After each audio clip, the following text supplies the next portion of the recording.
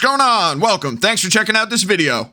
You know, there is absolutely no doubt that The Office is one of the greatest and funniest American sitcoms ever made. It was just a perfect storm of brilliant writing and flawless casting, which is why it's one of the most recognizable and most streamed TV series in history and is easily one of my favorite sitcoms, and if it wasn't for Seinfeld, it would most definitely be my number one. So everyone is well aware of the greatness of The Office, but today we've got to discuss Mindy Kaling, well-known former writer and actor of The Office, and who recently appeared on Good Morning America and made some incredibly frustrating comments about the show and comedy in general in 2022. And she just really shined a light on Hollywood's cowardice and willingness to bend the knee to the woke mob. Comedy is such a crucial part of a happy and civil society, but it's constantly under attack by the woke mob, who think they can define what is and isn't allowed. And you know what? They're actually right to think they have that power, because they do. Hollywood is absolutely full of chicken shits. They're constantly apologizing and bowing down to the mob's demands. It's absolutely pitiful, and why you should never hesitate to push back on these people. So anyway, let's not beat around the bush any further, and let's jump into this interview. I can't believe it's been almost 10 years since The Office has gone off the air. What do you think your character, Kelly, would be up to now, 10 years later? I think she probably would have quit Dunder Mifflin to be an influencer, and then probably been canceled almost immediately. So that's what I would see for her. That's pretty accurate, I think. Yeah. Actually, most of the characters in that show probably would be canceled.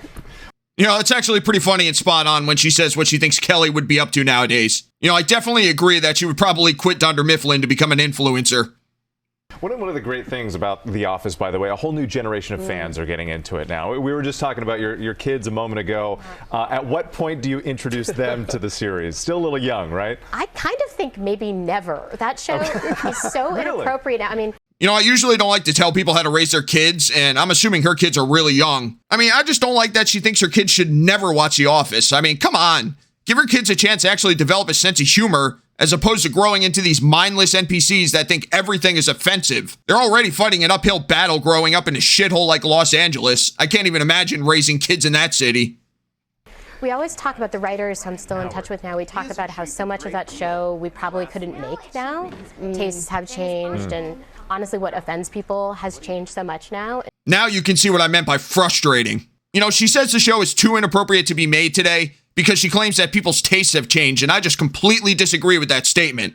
If that were true, then why is The Office consistently one of, if not the most popular show on any streaming platform? You know, I think that's a pretty blatant sign that people's tastes have not changed. The only thing I see that has changed is the emergence of all the perpetually offended woke nutjobs who have been given a metaphorical bullhorn in the form of social media to scream about what offends them the most. Made even worse because those same kind of people also have control of the vast majority of the mainstream media outlets, who relentlessly put out hit pieces and smear campaigns on anyone who does something that displeases them. The reason they succeed at canceling people is because Hollywood all live in fear of these lunatics, and they always submit to their demands.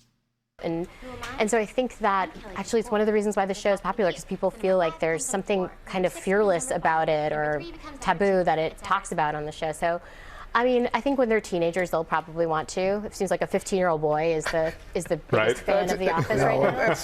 Okay, so she's obviously fully aware that there's still plenty of sane people out there who have absolutely no problem with offensive comedies and would be happy to watch if The Office were made today. So all this talk about it not being able to be made in this day and age is complete nonsense. It could absolutely be made today because the audience is obviously there. You just need a studio that isn't full of cowards who will understand that, yes, the woke mob may throw a hissy fit if they release the show, but you just pay them no mind whatsoever and go on about your day. But I guess that's all just wishful thinking to hope that they would, finally make a stand and say enough.